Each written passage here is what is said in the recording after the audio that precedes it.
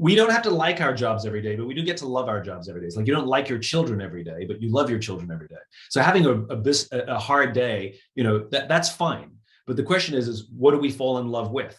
And at the end of the day, the reason that we stay or leave a job is because of how we feel about that job.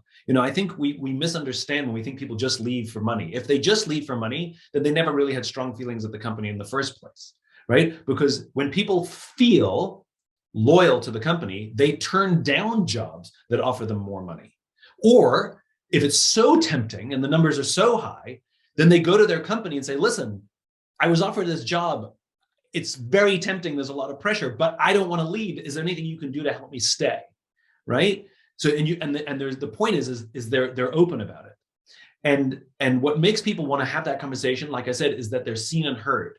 The best companies have all kinds of programs inside the company to help the person grow as an individual. Now, we talked about, listening skills and these kinds of things. These are valuable for the work that we do, but it turns out that those skills also help us as parents.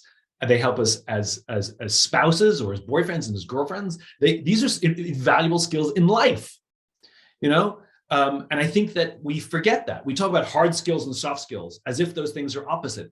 I hate the term soft skills. Hard skills and human skills.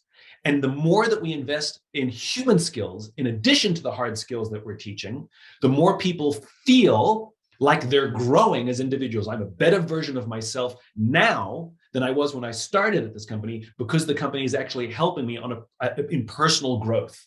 WD-40, which is a company that I admire their culture, the lubricant company. They train their managers to be coaches.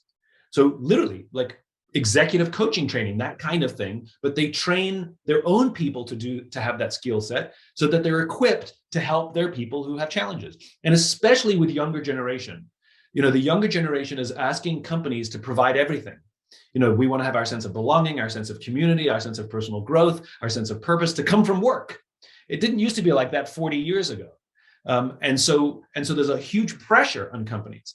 And so I think what entices people into the company and into the industry is not just come and do cybersecurity. There's a percentage of people who are, de facto interested in that, but rather tell them the kind of experience they're going to have, tell them what they get from the company, and you'll find it remarkable how many people will all of a sudden be interested in the category in the company because of what they get holistically, not just what they get from the product.